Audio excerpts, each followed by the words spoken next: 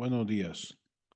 Hoy haremos una presentación a la Asociación Guatemalteca de Flebología para compartir un método que hemos estado investigando desde hace más de 30 años sobre cómo comportarse éticamente en situaciones de dudas, en situaciones en las cuales tengamos que hablar con alguien que piensa diferente.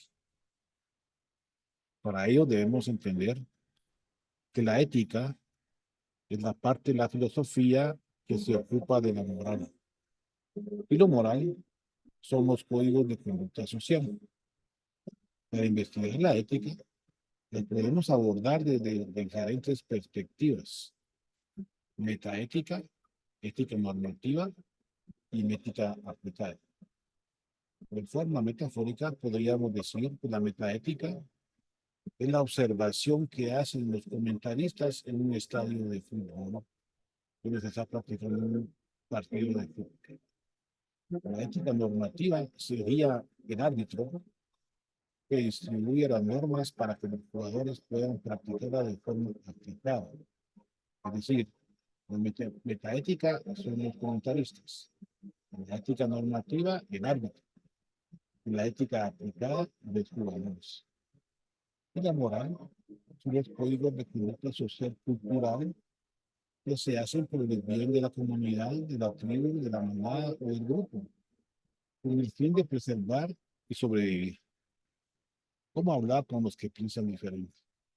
En esta imagen podemos observar cómo una persona mide el 9 y otra persona mide el 6. Los dos tienen parte de razón.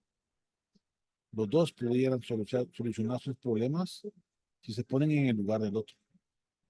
Y por eso nosotros, al investigar lo que es Dios, el alma y el mundo por más de 30 años, hemos podido ahora tratar de llevar a la práctica lo que hemos aprendido tanto en ciencia, en filosofía como en religión. Podemos utilizar la neuroplasticidad de la ciencia, la dialéctica filosófica hegeliana y el amar al prójimo y perdonar al enemigo, los códigos de ética de las religiones del mundo, esta regla de oro que nos puede servir para aplicarla en nuestra vida diaria y vivir mejor y más felices, como dice Aristóteles, Epicuro y los presocráticos. Así que hoy en esta charla pondremos en práctica algunos de estos conceptos y los iremos explicando progresivamente. En 1994 tuvimos un accidente de aviación donde viajábamos con mi esposa, mi hijo, el piloto y yo. En esos momentos, mi mente pudo observarse de arriba mi cuerpo, pudo sentirse unido al universo, ver la luz, ver un túnel con una luz al fondo y sentir una paz inefable. Esto lo explico con mucho detalle en mi libro Desde el umbral de la muerte y mi libro Morí y vi.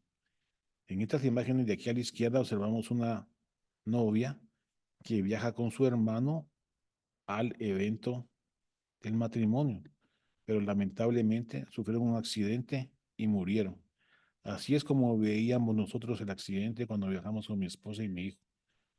Todo gris, lloviendo a tempestades, subiendo y bajando la avioneta, hasta que chocamos como lo hicieron ellos y perdimos la conciencia. Después tuve dos experiencias cercanas a la muerte y una epifanía a los 6 meses después de mi cirugía corazón abierto, donde 10 años después comencé a leer y a aprender muchas cosas que es lo que trato hoy de compartirles. Para poder hablar con las personas que piensan diferente, primero debemos de conocernos a nosotros mismos, como dice el frontispicio del templo de Apolo en Delfos. Conócete a ti mismo y conocerás al mundo, al universo y a los dioses.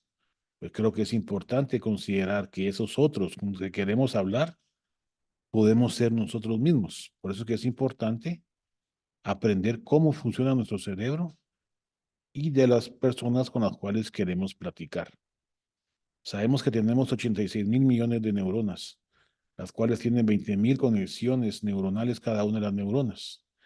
Y estas emiten ondas electromagnéticas, donde la materia, la neurona, se convierten en energía de ondas electromagnéticas que se difunden por el cerebro y podemos medirlas y representarlas en electroencefalogramas y estudios de resonancia magnética funcional, donde podemos ver cómo funciona nuestro cerebro de forma activa, sin necesidad de disecarlos. En esta imagen de la derecha, podemos observar cómo la música activa las áreas cerebrales que están viendo en esta imagen y cómo diferentes áreas cerebrales se activan simultáneamente en diferentes partes del cerebro. O sea que somos más que partes cerebrales, conexiones que unen a todas las partes cerebrales, son como redes, las cuales emiten predominantemente ondas beta cuando estamos despiertos, ondas alfa cuando estamos concentrados, ondas teta cuando estamos hipnotizados o en completa relajación y ondas delta cuando estamos dormidos. Nuestro cerebro es como que fuera una orquesta de 86.000 millones de músicos con sus instrumentos, los cuales están interconectados y emiten varias obras musicales. Y para podernos entender de una forma metafórica, pudiéramos decir, cuando oímos música clásica, estamos relajados. Cuando oímos rock, estamos en alerta, estamos excitados. Cuando oímos, por ejemplo, música de reggaetón, estamos excitados sexualmente. Cuando oímos música sacra de las procesiones en las iglesias o en las procesiones de Antigua, estamos tristes, por decirlo de alguna forma. Entonces, cada una de las sinfonías representan un pensamiento. Entonces, ¿cuántos pensamientos tenemos? Es una onda musical diferente en la cual interactúan los instrumentos de viento, de cuerda, de percusión, etcétera. Entonces, nuestro cerebro tiene diferentes áreas con diferentes músicos en diferentes disposiciones y orquestando toda la música electromagnética, podemos interpretar lo que estamos pensando, actuando y haciendo.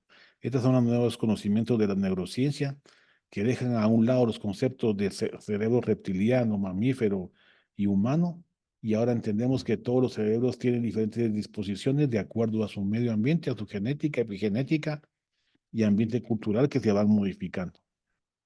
Un mito que debemos dejar de lado es que utilizamos solamente el 20% del cerebro. Hoy sabemos que utilizamos el 100% del cerebro.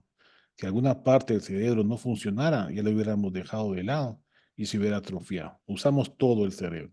Lo importante que conocemos hoy es que utilizamos únicamente el 20% del cerebro simultáneamente en una disposición de eficiencia energética o una codificación dispersa, como dice el doctor Fitouki, porque es esa forma podemos orientar nuestra energía hacia la razón o hacia la emoción. Si estamos emocionados, no pensamos, y si estamos pensando, le bajamos la emoción. Y esto puede ser útil por una serie de eventos. Por ejemplo, con el primero que tenemos que aprender a hablar es con la pareja, con el otro. Nos casamos enamorados y no razonamos. Cuando razonamos, nos damos cuenta que ya estamos enamorados.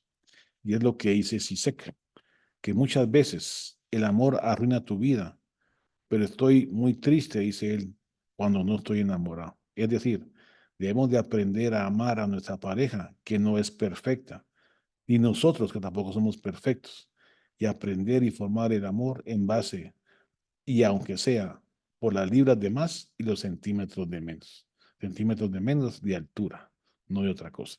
Debemos tratar de tener este tipo de pensamiento para formar una emoción que nos lleve a un estado de bienestar. Pero lo que nos dice las nuevas neurociencias de la emoción, de una doctora Pamela Lyon, es que el ser vivo busca el placer y evita el dolor. Está en alerta o en calma.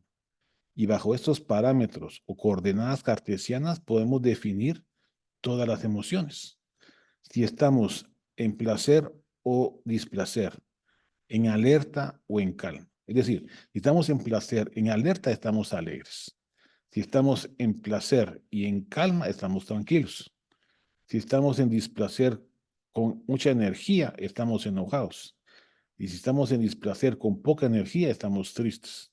Y bajo estas cuatro coordenadas cartesianas podemos definir cualquier tipo de emoción cerebral. En cierta forma, como dice Lisa Randall, podemos buscar el placer y evitar el dolor como cualquier ser vivo. Y lo que nos lleva al bienestar es el equilibrio entre el placer, el dolor, la alerta y la calma.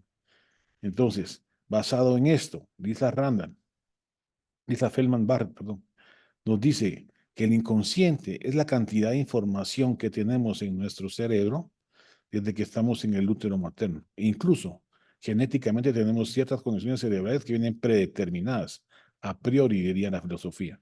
Entonces, ¿qué forma nuestro inconsciente? Es lo que nos mantiene vivos, lo que nos hace latir, lo que nos hace pensar, lo que nos hace mantener la presión, la temperatura, la frecuencia cardíaca, la frecuencia respiratoria en estado de equilibrio. Es decir, el inconsciente es la vida y se conforma de todo lo que ya hemos sentido en nuestro cuerpo en el momento presente, lo que estamos conviviendo y viviendo con el contexto que nos rodea en el medio ambiente y todas nuestras memorias. Es decir, el inconsciente siempre está activo y es lo que forma nuestros hábitos. Y nosotros actuamos en el 98% del tiempo, en el día a día, con el inconsciente y únicamente actuamos con la razón el 2%. Es decir, el inconsciente son los hábitos que nos hacen hacer lo que hacemos la mayor parte del tiempo en el día a día y por eso somos animales habituables, nos habitamos, nos ubicamos en los hábitos que realizamos para poder sobrevivir. Aquí estoy utilizando un hábito del lenguaje que me sirve para transmitir mis ideas y ustedes me interpretan a través de la audición y de imagen. Entonces, estos reflejos condicionados de Pavlov son los que han creado la religión, la filosofía, la ciencia, el lenguaje, la matemática, la física, la astronomía. Todos esos conocimientos los hemos ido llevando en nuestra mente conforme hemos ido creciendo y en base a eso actuamos en forma automática. Entonces, el problema es que tenemos malos hábitos, vamos a tener mala calidad de vida y malestar. Entonces tengo que buscar buenos hábitos para tener un mejor estado de bienestar. Entonces hacemos lo que hacemos, como dice John Barr, en base a nuestros hábitos, a nuestros reflejos condicionados y todo lo que hemos aprendido en nuestra cultura, nuestra religión, nuestra familia y todo lo que nos ha rodeado desde que estamos en el útero materno. Es decir, que nuestra madre durante el último trimestre de embarazo come verduras, cuando nosotros nacemos, vamos a preferir las verduras. Si nuestra madre come comida chatarra en el último trimestre de embarazo, vamos a preferir la comida chatarra. Si la madre toma alcohol o fuma, nosotros también vamos a querer fumar o tomar alcohol inconscientemente por nuestra evolución epigenética en el útero materno.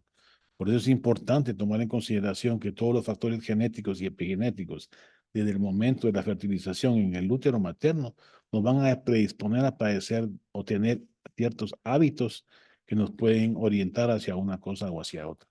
¿Y cómo se fijan esos hábitos? Constantemente reproduciendo y pensando en hacer lo mismo y lo mismo todos los días. Y eso se ha podido comprobar en estudios científicos en ratas y en otros animales. E incluso algunos libros muy interesantes como los hábitos atómicos y el poder de los hábitos nos reflejan ese tipo de conocimiento. Es decir, entre más repetimos una acción, más se va fijando en nuestro cerebro y más habituable nos volvemos a eso. Si comemos comida chatarra, comemos comida chatarra toda la vida y nos gustará y podemos volvernos adictos a esto y tener un mal estado de bienestar y enfermarnos. Entonces es importante conocer que todo lo que influye en nuestra cultura, más hoy que estamos socializados con este tipo de internet, de inteligencia artificial, de redes sociales, de YouTube, TikToks y todos los demás tipos de comunicación por teléfono, por internet, por computadora, etcétera, nos influyen ostensiblemente en nuestra toma de decisiones. Y por eso debemos ser cautos y tomar la mejor decisión posible para nosotros mismos y para nuestros hijos. Este efecto de Dunning-Kruger lo que dice es que nosotros muchas veces con poca información creemos conocer la verdad, pero la verdad puede ser reinterpretable de otra forma. Por eso tenemos que cuestionarnos si podemos hablar con otra persona, conociéndose a nosotros mismos y conociendo cómo funciona nuestro cerebro, cómo es la filosofía y cómo es la religión de cada uno, para poder entendernos y tratar de buscar el bien común. Entonces, en base a las neurociencias de hoy, podemos entender que la conciencia, según la teoría de información integrada de Tononi, te puede interpretar como un código o un algoritmo de ceros y unos, donde un cero puede ser la toma de acción de una sensación por nuestros sentidos y el uno una reacción a esa sensación. Bajo ese principio matemático de 0 y 1, se ha podido establecer que la correlación o número phi, que es como se llama el libro de Tononi, phi, arriba de punto 31 significa que tenemos una conciencia activa biológica humana. Y por debajo de eso es una conciencia de otro tipo. Pero en pocas palabras, según esta teoría, todo tiene algo, aunque sea un poquito, de conciencia. Este tipo de formulación nos ha podido predecir si una persona está viva, consciente o muerta cerebralmente en aquellos pacientes con estado de coma. Esto se puede hacer a través de una estimulación magnética transcranial, como están viendo en la imagen. Eso estimula el cerebro, estimula las neuronas y produce una reacción. De 0, sin estímulo, a 1, un estímulo completo, nos puede predecir si un cerebro está consciente o no. Y es una fórmula muy interesante porque nos ha ayudado a entender que cuando estamos despiertos tenemos un número phi alto, 0.0.31. Y si estamos dormidos sin soñar, tenemos un phi bajo, 0.000001 si quieren. Y cuando estamos soñando, es decir, dormidos soñando, tenemos otra reactivación de la conciencia por arriba de 0.31. Quiere decir que este tipo de estimulación electromagnética cerebral y la correlación matemática nos pueden predecir si algo está consciente o no. Entonces así podemos decir que, por ejemplo, un gotero tiene un número de phi muy bajo. Las amebas, las abejas, los ratones y los mamíferos van subiendo en su grado de conciencia hasta llegar a la conciencia humana, que es 0.31 del número phi. Entonces la pregunta que sigue es, ¿somos inteligentes y conscientes simultáneamente? ¿Son cosas similares o cosas diferentes? Para poder entender lo que estamos hablando en un lenguaje coloquial, podemos decir que la inteligencia es la resolución de los problemas desde el punto de vista biológico, o resolución de problemas desde el punto de vista material, por ejemplo, una calculadora, pero tiene un problema matemático. Y la respuesta a las preguntas y solución de problemas biológicos es un tipo de inteligencia diferente. Entonces, un pulpo y un cerebro humano son inteligentes y son conscientes, sí. Una computadora es inteligente porque resuelve problemas, sí. Pero una computadora es consciente, no. La medición de las computadoras a través de la teoría FI nos dice que tiene casi nada de conciencia, las computadoras. Entonces, las computadoras o la inteligencia artificial no puede tomar una decisión biológica de conciencia humana. Puede hacer cosas que nosotros programamos en algoritmos. ¿Podemos programar un robot para que mate a toda la humanidad? Sí, pero está hecha por mentes humanas. Pero que el robot vaya a tomar conciencia para decidir si mata o no mata a los humanos, no, porque no tiene una conciencia biológica definida como una interrelación entre el medio ambiente y la actividad biológica del ser vivo. Entonces, una conciencia es biológica en insectos, en animales, en plantas, en vegetales, en lo que quiera, pero no una conciencia humana metida en una computadora. La computadora, por definición, o la inteligencia artificial, por definición, no debería estar consciente a menos que cambiemos las definiciones. Entonces, bajo esos principios neurocientíficos de neuroplasticidad cerebral, podemos aplicar la filosofía y utilizar la dialéctica para entender cómo tomar una buena decisión o cómo hablar con otras personas, cómo saber si algo es bueno o si algo es malo, es la moral. Entonces, bajo las perspectivas de Nietzsche, de Hegel, de Aristóteles, de Epicuro y de Séneca, incluso de Marcus Garvey, podemos definir que la dialéctica, es decir, el análisis de la tesis y antítesis, nos puede dar una síntesis sobre la cual trabajar para discernir si algo es bueno o algo es malo y buscar el justo medio y el bien común de esta síntesis para el beneficio de la mayor parte de las personas. La tesis puede ser, por ejemplo, republicanos, la antítesis demócratas, la tesis puede ser Israel y la antítesis Palestina, o la tesis pueden ser los ricos y la antítesis los pobres, o lo que quieran. Cualquier actividad que realizamos en el día a día, en su interrelación biológica de la mente humana con su entorno o de la mente humana con otro humano, se llama ética. Y podemos discernir a través de la moral si estamos actuando bien o mal. O sea que prácticamente todo lo que hacemos puede ser evaluado por la ética y la moral para ver si es adecuado o no realizarlo. Y por eso tenemos que entender también qué es la verdad, para ver si nosotros estamos en lo correcto o la otra persona está en lo correcto. si yo digo la verdad o si la otra persona tiene parte de verdad.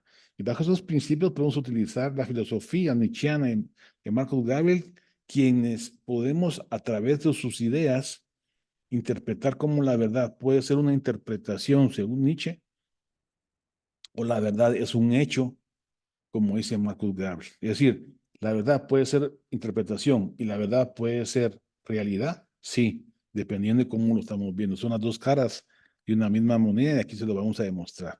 En forma práctica les puedo decir que las ideas, los libros y todo lo que he estado leyendo en los últimos 30 años, todos los libros tienen parte de verdad y parte de mentira.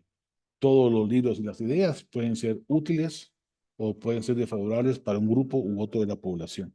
Por eso debemos de aprender a tomar las mejores ideas para el beneficio propio y del bien común. Es como los árboles, hay frutos verdes, frutos maduros y frutos podridos.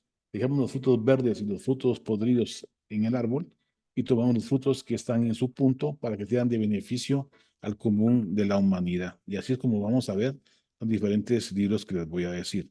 No vamos a revisar la filosofía en su teoría más que en práctica. Yo les pregunto, ¿cuál es la religión verdadera? Yo les pregunto, ¿cuál es la política económica verdadera? Esos son los libros que he leído, con los cuales puedo basar mis comentarios, tanto religiosos como políticos económicos. Yo les pregunto, ¿cuál es la verdad del dinero? El dinero es la sal, el cacao, las conchas, el metal, el papel, el plástico, el virtual o una construcción mental. Preguntémosle a las personas que estuvieron durante la Gran Depresión de inicios del siglo del año pasado, 1929, los tres chiflados, y veamos este tipo de ejercicio mental. Yo no tengo 10, toma 10 y te debo 10. Gracias. Oye, Mauto, ¿de 20? 10 y te debo 10. Ah, tú estás debiéndome 20. Ah, aquí están 10 y te debo 10. Aquí están los 10 que te debía. Aquí están tus 10. Aquí están los 10. Ahora sí, todos pagados.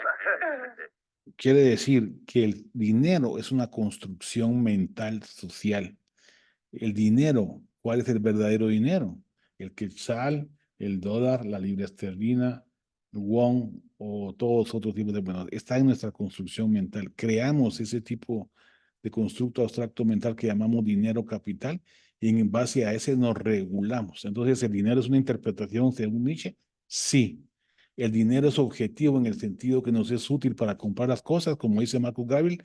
Sí, quiere decir que el dinero puede ser interpretable y también puede ser útil en su forma práctica. Y no nos estuviéramos platicando ahorita en estos momentos si el dinero no existiera. Entonces, ¿cuál es la teoría física verdadera? Antes creíamos que éramos el centro del universo, el planeta, Tierra. Después dijimos que el Sol era el centro del universo.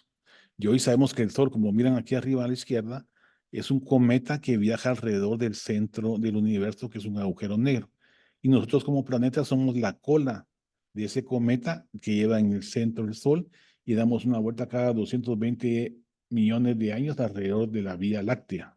Quiere decir que el centro no está ni en el planeta, o sea, el centro del universo está en el planeta Tierra, sí. El centro del universo está en el Sol, sí. El centro del universo está en el agujero negro del centro de la galaxia, sí. Quiere decir que la interpretación astrofísica de hoy del centro del universo significa que el centro del universo está en todos lados. ¿Por qué? Con esta representación gráfica de aquí a la izquierda podemos observar cómo cuando lo alineamos en un punto, todos los puntos se concentran hacia ese punto. ¿Qué quiere decir esto? Que todo estuvo unido al inicio del Big Bang, hace 14.000 millones de años. Entonces todo forma parte del universo porque todo estuvo junto hace 14.000 millones de años. Y eso es lo que dice la física de hoy. ¿Y qué dice la física de hoy sobre la gravedad? Antes Newton pensó que era una fuerza. Después Einstein dijo que era geometría. Y hoy las teorías de Berlín nos dicen que la gravedad es un efecto de cuerdas cósmicas de un universo holográfico que está contenido a las orillas del universo. Es un mundo ideal de Platón en las orillas del universo. Toda la información, según la teoría de Berlín, está en la orilla del universo. Y todo lo que vemos en nuestro mundo real es una imagen holográfica de esa concentración de información que está en la orilla del universo. Es una matrix, más o menos, lo que decía la película. Es un conjunto de fuentes de agujeros negros, agujeros de gusano y otras dimensiones, como dice la película Interestelar, o la cuestión de la imposibilidad de conocer el todo, como lo que hay en el centro del universo, como lo que hay en un agujero negro adentro, como lo que hay antes del Big Bang o lo que va a haber después del Big Bang. Es decir, la física no es suficiente para responder a todas las preguntas que tenemos y nunca será completamente absoluta, que es la teoría del todo que buscaba Einstein y nunca se va a poder solucionar. Quiere decir que la ciencia está en constante avance y nunca podremos tener una teoría verdadera absoluta. Entonces, ¿cuál es la evolución verdadera? La que decía Darwin, no. La que decía Darwin tiene que complementarse con otras teorías, como la evolución extendida de Mendel, como la genética, la epigenética, paleómica, el punto, el equilibrio puntado, la evolución a saltos, la sociobiología y la antropoceno y la epigenética. Es decir, hay muchas cosas que tenemos que ir complementando a la teoría de Darwin para ir entendiendo realmente cómo funciona la evolución y entender cómo la casualidad del Cámbrico, cómo la casualidad de un meteorito con los dinosaurios pudo haber modificado la adaptación no del más fuerte, lo que es más adaptable al medio ambiente y cómo el animal destruye el medio ambiente y cómo el medio ambiente modifica el animal. Es una influencia bidireccional. Y hay muchas cosas más que todavía tenemos que entender y por lo tanto no hay una evolución, una teoría evolutiva verdadera. Tenemos que ir mejorando todo ese tipo de conocimientos. ¿Qué decir de la ciencia? ¿Existe realmente un método científico? Déjenme decirle que no. El método hipotético deductivo se complementa con la falsación de Popper, es decir, si encontramos un cisne negro, descalifica la teoría de que todos los cisnes blancos existen. Lo mismo va cambiando con los paradigmas, y esa falsación de los paradigmas nos llevan a la falsación sofisticada de Lakatos, y eso mismo nos dice Feyerabend, que el método hipotético deductivo no es el único camino para que te vaya avanzando la ciencia. Hay otros caminos, como la falsación, como los paradigmas, como la falsación sofisticada y la casualidad. El anarquismo epistemológico dice que un simple sueño nos puede revelar conceptos científicos que pueden llevar a cambiar la matemática. Por ejemplo, los sueños de Ramanujan cuando soñaba con la diosa Namagiri, como los sueños de Einstein que lo llevó a la relatividad, como los sueños de Bohr, que durante el periodo de sueño Bohr y Ramanujan y Kekule y que Mendeleev con su tabla periódica y Descartes con su espíritu de la verdad en los sueños pudieron avanzar en el conocimiento de la ciencia. La casualidad de Fleming al descubrir la penicilina después de encontrar la placa de Petri llena de hongos, o la casualidad del Viagra que investigaban cómo no separar el corazón y lo que separó fue otra cosa. Son casualidades que ayudan a la ciencia a evolucionar. Es decir, que el método hipotético deductivo no es la única forma en que podemos relacionarnos y avanzar en la ciencia. La ciencia no siempre dice la verdad. La manipulación de las opiniones pueden ser llevadas a cabo para el tabaco, para que fumáramos más, para el azúcar, que es un gran veneno y es una adicción, el alcohol que nos mata cerebral y hepáticamente, el calentamiento global que va a acabar con la humanidad, si no miren grandes incendios que hay ahora en Guatemala. Eso nos puede tomar un alerta para que nos demos cuenta que muchas veces la ciencia puede ser manipulable por personas interesadas en ganar más dinero y despreocuparse por el bien común, no de nosotros, de nuestros hijos y nuestros nietos, que posiblemente sea mucho más difícil ¿Haría las sobrevivir. cosas de otra forma? Si pudiera hacer eso, probablemente subiría el precio aún más. ¿Por qué?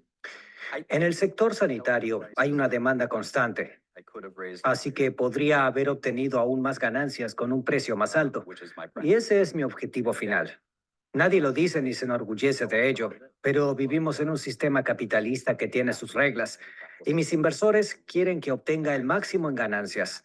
No quieren el 50 o el 70%, quieren el 100%. No importa muchas veces la vida, lo que importa es la ganancia del dinero para algunas personas. Entonces tampoco hay verdades en las farmacéuticas, tampoco hay verdades en las ciencias. Y les pregunto a ustedes, ¿cuál es el arte verdadero? ¿Cuál es la moda verdadera? Todas han sido buenas y todas han dejado de ser. Es la evolución de la física, de la ciencia, de la religión, de la filosofía, de la moda, del arte, porque las verdades no hay verdades absolutas. Hay verdades relativas, comunales que nos sirven para sobrevivir. Esas creaciones mentales de la verdad y la mentira, pues utilizaron los sapiens para derrotar a los neandertales, cromañones, y Homo habilis y Homo erectus, nos ha permitido ahora hacer cosas buenas y cosas malas. Tratemos la manera de entender que eso puede ser lo que nosotros estamos pensando. Nosotros mismos, como los otros de los demás, podemos ser los equivocados. Entonces, cuando hablemos con otra persona, pensemos, ¿quién tiene la verdad? ¿Ellos o nosotros? Los dos podemos tener parte de verdad, los dos podemos tener parte de mentira. Los dos tenemos frutas podridas, frutas verdes y frutas maduras. Escojamos las frutas maduras de los dos bandos para poder ver mejor. Are Eso es you lo que a pasa IDF soldier? en Israel Yes, I am. y Didn't the en IDF, they bombed Gaza and Palestina. they Cuando killed comenzamos a oír a estos dos interlocutores, que uno defiende a Palestina y otro defiende a Israel, nos damos cuenta que muchas veces son las emociones las que dirigen las acciones. Y entonces, por ejemplo, Ana Allen en su libro Eichmann en Jerusalén, por ejemplo, Mauricio Ferrari, en La invisibilidad es cosa seria, y la teoría de la estupidez de Bonhoeffer nos hacen darnos cuenta que muchas veces nos cegamos por la ideología, anteponiendo el bienestar común a un bienestar propio con tal de ganar, aunque no tengamos la razón. Es lo que dice ese individuo israelí, que dice que va a matar a todas las mujeres, niños y ancianos que sean palestinos, sin importar dónde estén. Ese tipo de situación es lo que nos lleva a tener guerras y conflictos. Hay un documental en Netflix que se llama Cuenta Final, en la cual entrevistan a nazis que aún están vivos y les preguntan por qué hicieron lo que hicieron. Y el resumen de todo eso es porque estaban cegados por su ideología. Entonces, al final de la conferencia, dice un individuo nazi de las SS que no nos dejemos cegar por nuestras ideologías, porque eso nos puede llevar a asesinar, a matar, a violar y a ir contra el bien común de la humanidad. Entonces la pregunta es, ¿por qué polarizamos entonces? Polarizamos porque nuestro instinto natural de sobrevivencia nos lleva a agruparnos en tribus, manadas o grupos sociales o culturas o religiones o filosofías o ciencias para defender nuestro criterio de verdad. ¿Qué es la razón? Los argumentos que utilizamos para defender nuestra verdad, sea esta verdadera o falsa. Es decir, ni siquiera la razón nos podemos fundamentar para tomar una realidad verdadera. Necesitamos entender esta situación para ver que hay muchos tonos de grises y no polarizarnos en rojos y blancos o negros y blancos. Hay una polaridad, hay una gran cantidad de matices que nos hacen razonar más que actuar con la emoción. Pues bajo esos principios podemos entender que un debate no es bueno. ¿Por qué? Porque en un debate los interlocutores van a analizar sus propias perspectivas y a defender sus propios criterios, aunque no sean verdaderos. Entonces, ¿qué es lo mejor?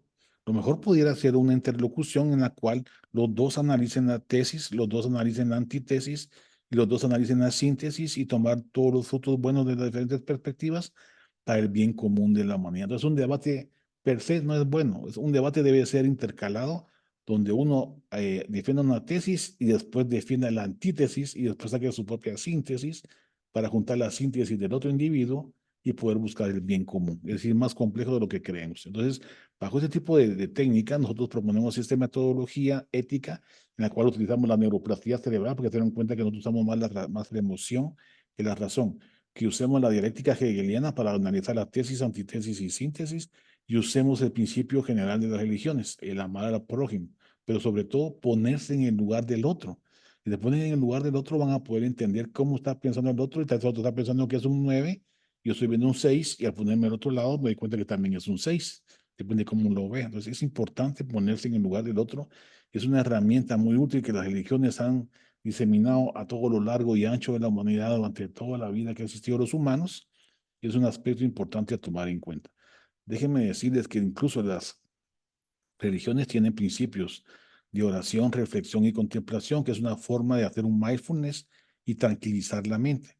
Y si tranquilizamos la mente, como vemos en este video de aquí abajo a la derecha, en esta documental de 60 minutos, vemos como en el momento de comenzar a respirar hondo y despacio, las zonas electromagnéticas cerebrales se ponen azules, se ponen tranquilas, porque en el momento que respiramos hondo, estamos pensando en cómo respirar, entonces le bajamos a la emoción, lo que decían las abuelitas y contamos de 1 a 10, si estamos muy emocionados, nos vamos a calmar, y es cierto, neurobiológicamente. Pero lo importante aquí a la izquierda podemos observar que no es fácil. Muchas veces estamos pensando en respirar y nuestro cerebro se va hacia el futuro, hacia el pasado, hacia un problema o hacia otro, pero hay que volverlo al presente y volver a respirar hondo y despacio para que eso se pueda utilizar. Entonces, ¿cómo hablar con los que piensan diferente? Sugerimos algunas herramientas que les pudieran ser útiles. Primero, paremos, observemos, escuchemos y pensemos antes de hablar o de actuar. De esa forma, activamos nuestro lóbulo frontal y nuestro sistema de red neuronal orientado a objetivos específicos y desactivamos la red automática, la red emocional. Entonces, si usamos la neuroplasticidad, la dialéctica y ponerte en el lugar del otro, podemos analizar el justo medio y el bien común para beneficio de los interlocutores. Y así podremos utilizar estas herramientas para comenzar a aprender cómo hablar con los que piensan diferente, aunque nosotros podemos ser los otros de los demás. Empecemos a hacer esto, a actualizarlo y a practicarlo para que podamos educar a nuestros hijos, a nuestros nietos, a nuestros compañeros y aprender a hablar. Quieren que pongamos en práctica el método ético, científico, filosófico y religioso. Es bueno bombardear hospitales. Primero, pónganse en el lugar de la mamá que perdió a su niño hoy en la franja de Gaza. Póngase a pensar en la mamá que perdió a su hija cuando fueron secuestrados por Hamas hace tiempo. ¿Cómo se sienten estas dos personas? En un taller, una práctica que hice de este tipo con unos estudiantes de filosofía, les pregunté, ¿cuál es el bien común de estas dos madres? ¿Cuál es el bien común de los palestinos y los judíos y los israelitas? El bien común es la paz. Es lo que ellos me dijeron y coincido con ellos. O sea, a partir de este momento tenemos que comenzar a ver qué alternativas tenemos para alcanzar la paz, de forma que ya no haya más muertes, más guerras, ni más envidias, ni celos. Antioch, gracias en Quechí, y dejamos ese documento a quienes les interese y les guste este tipo de reflexión. Buen día.